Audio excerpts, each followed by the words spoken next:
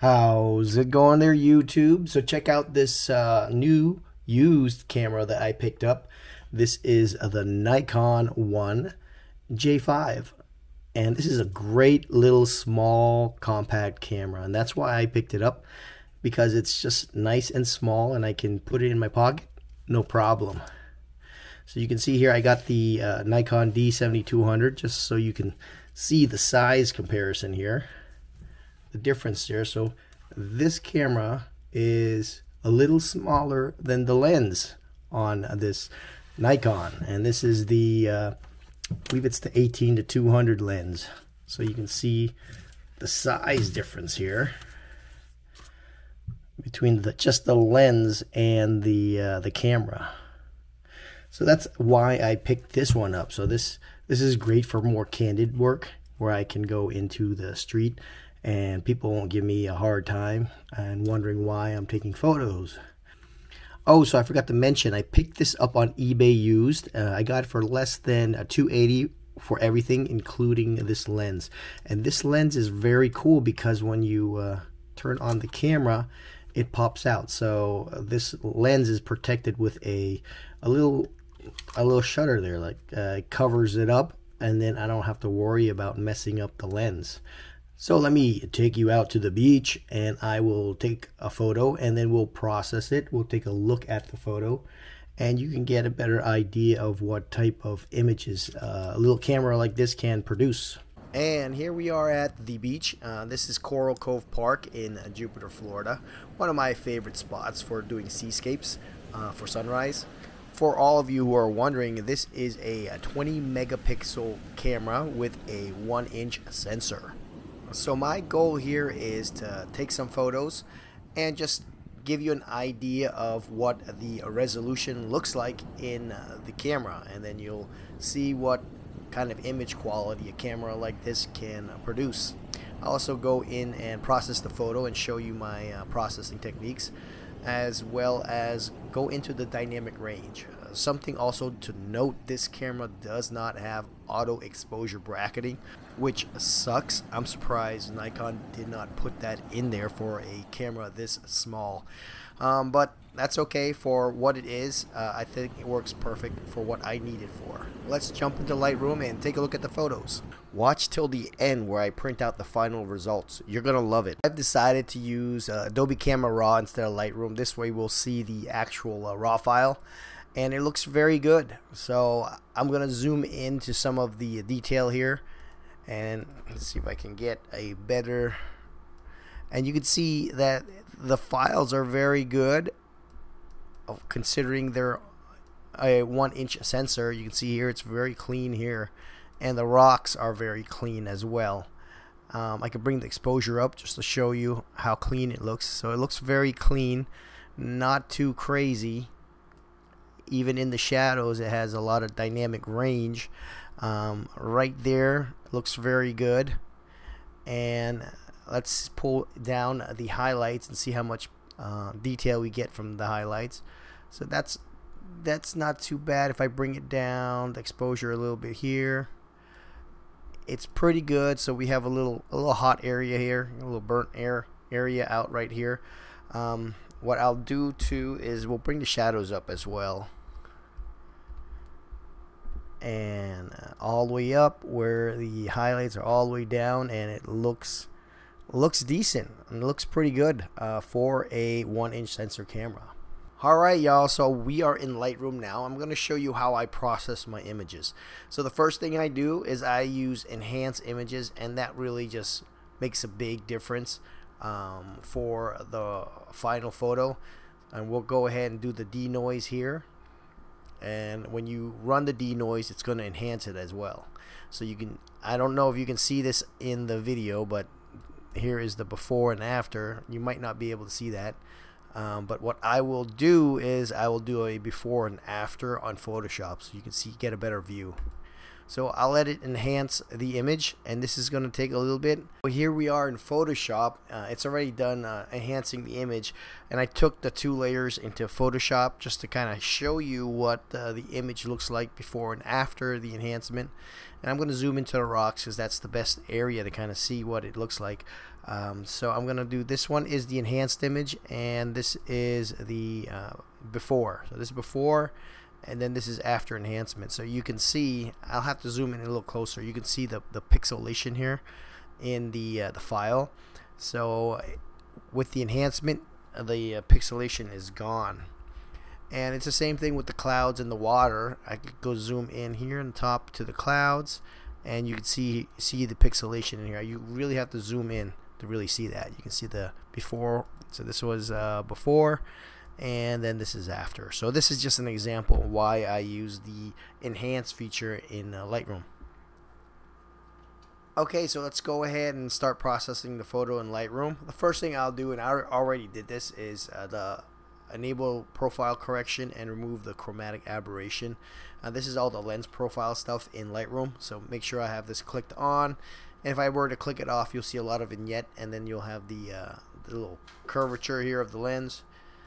So I'll turn that on, and that's good. So I have the exposure up a little bit, and that's just to show you the details there for that Photoshop. So I'm going to bring it back. Actually, what I'm going to do is I'm going to hit the auto and just see what it does. So the auto usually turns out pretty good. So now what I'm going to do is I am going to bring down the highlights and just play around with it. So I noticed the video is a lot warmer, and I liked it warmer. So what I'll do is I will bring the temperature to make it a little warmer, and I am going to bring the shadows up as well as the highlights, and I think that's pretty good. It looks a little on the green side. Let's see what happens if I bring the tint into more of a magenta cast, and that looks pretty good. So we have, well, I'm gonna want to straighten it out a little. So we have this here. We can use this tool here in the Lightroom by clicking on the horizon and just making the horizon straight. Next, I'm going to use Photomatics for this. This is just a single exposure. We're going to tone map it, and we're going to get just a little deeper color than what Lightroom can produce. So if I just pulled up the saturation, it would look something like that. But we're going to want to give it color, but using Photomatics. So let's go ahead and export that out and put it into Photomatics. And we're just going to go ahead and export it. It's going to go take it into Photomatics. It's going to launch the Photomatics window, and then we'll be able to tone map it. I'm going to tone map using Tone Compressor, and this is one of the better algorithms for doing a single exposure. That's just my opinion, but it gives you a much deeper color than you would normally get using the regular Lightroom. So I like it just the way it is, and you can play around with the settings to your liking, but right around here looks very good. And I just, right here, it might be a little too dark. I'll fix that in Lightroom. And let's see if we can play with the temperature. Yeah, we can bring the temperature down some, and the brightness. I'll bring the brightness up a little. You know what? Yeah, bring right around here. Looks good. And this is the opacity, so you can mix the. That would be the original look, and then this would be the Photomatics look. So somewhere in the middle looks good. So I'm just gonna finish it up, and it's gonna bring it right back into Lightroom. We're gonna go back into Lightroom and get our image, and this is the photo. So this is the that would be the before, and this is the after. Just a little extra color for a little extra pop. So I'm gonna go bring the saturation up here just to kind of show you the difference in the color here. So this just kind of makes it saturated, but where this is, it's more deeper. The color is more richer. So now what I'm gonna do is right here is where I'm going to use my gradient tool on my radial tool. Just put right here to bring the shadows up here like that, and bring the black up on that, and that looks very good. So now what I'm gonna want to do is take it into Luminar Neo. So all these software that I use, I have affiliate codes in the description. Make sure you check them out if you plan on using them. So that helps out the channel, and we're launching Luminar Neo. So I like using Neo because I can get some different moods into the image without having to do a ton of work. And the first thing I will do here, and since I like the overall exposure of the image, I won't use enhanced, but I could just play around. Yeah, it's taking it a little too far, so I'm just not going to use that. Let's go into, we're going to go right into the mood, and then I will select the different presets that they have. So normally I go right to this one, the portrait toning, and just see what, and that one looks nice. Well, let me check the other ones out and see. That actually, that one looks good too, Los Angeles. Let's use that, and let me just play around with the tones there, and right about there. So I like to bring the contrast in the mood down some. And this is how I get my little look, and that is looking pretty good. Let's see if I can do it before and after for you to see. So I'm not sure why my before and after is not working, but let's go ahead. I like that. I'm going to go ahead and apply that, and it's going to bring it back into Lightroom. So there is the Luminar Neo version, and this would be just a regular tone map. So we have just a slight mood to the color. There's a little green in there, a little more warm tones in there versus that. And next, what we will do is go ahead, and I'm gonna brighten up some areas. Let's go brighten up this area here like that, and then we'll use a brush to brighten all this area up here. This is just to make it look a little nicer with the waves here. And then I'm gonna get right into here, and then we're just gonna bring up the exposure on that, and that looks really good. So I feel like the sky is just a little too bright. I'm gonna take the gradient tool and bring it down right around here, and maybe bring the down a notch. And this here looks like it's a little bright, so I'm gonna bring that down a notch also, and that looks good. Right around here I want to maybe dehaze it, or just bring this really part up. Let's see, where's the dehaze? Let's see. Yeah, dehaze looks really good.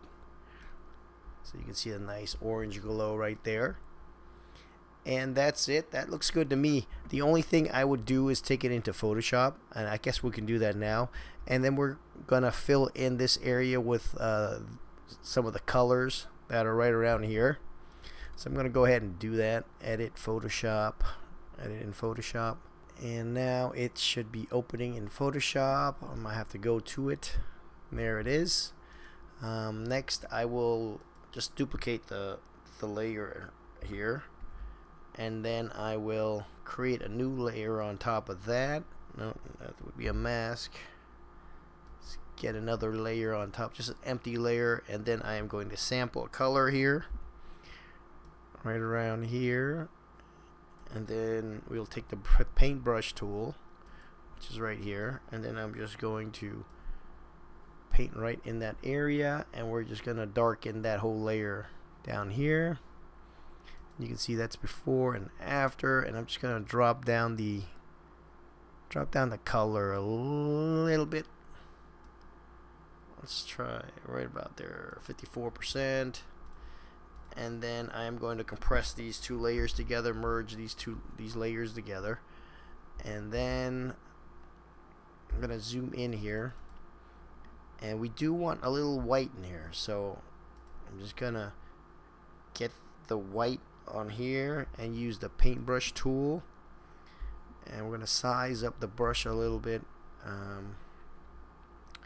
going to bring the brush down to about 10%. Let's see what happens. And just kind of paint in a little bit of that whiteness.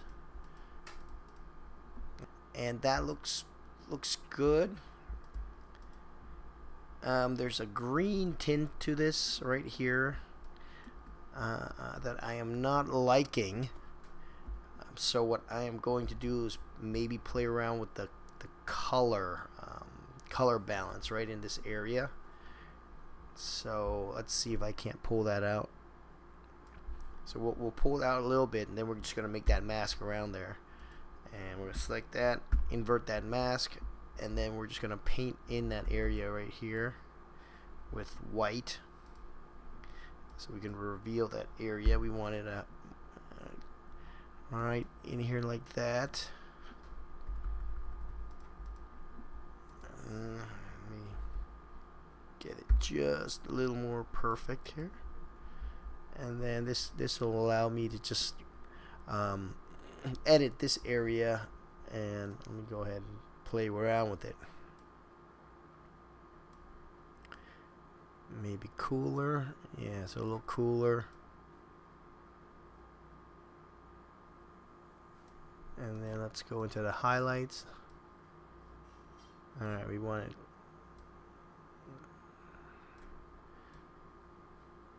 Now that looks good. We'll go into the exposure or the shadows.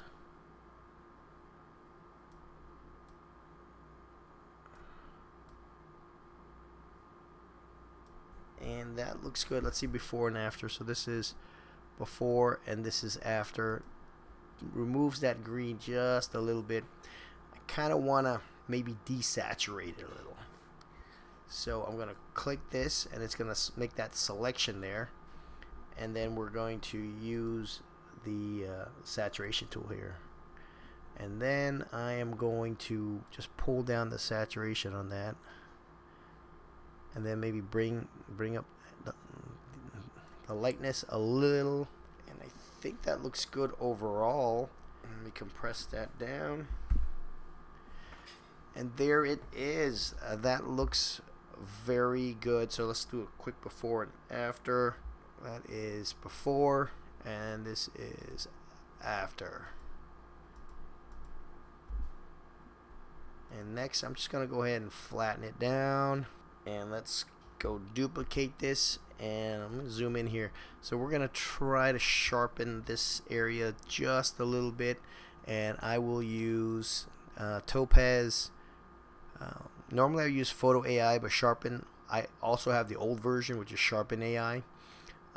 It works really good, and it's just a little easier to use. So you can also use the newer one, which is Photo AI, and that has all 3 of Topaz's plugins built in.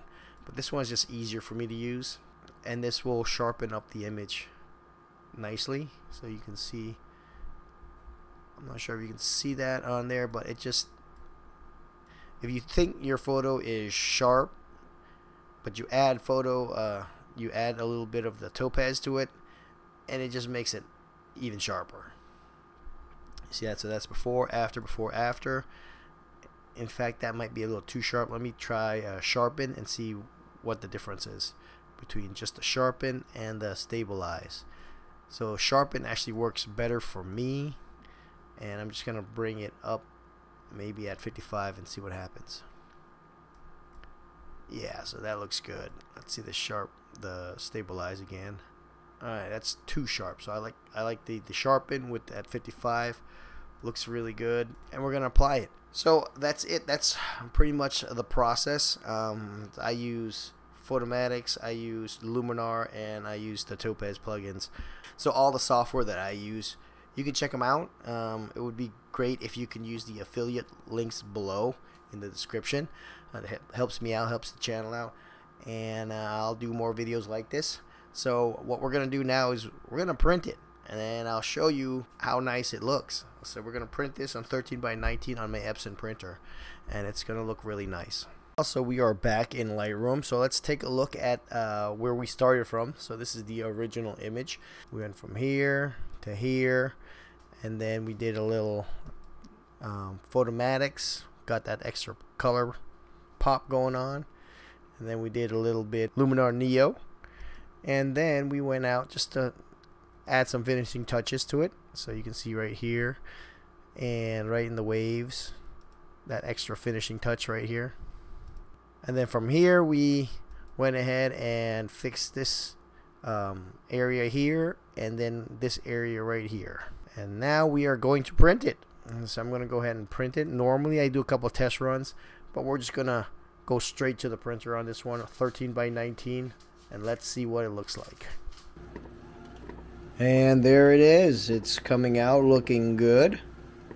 This is my old Epson printer,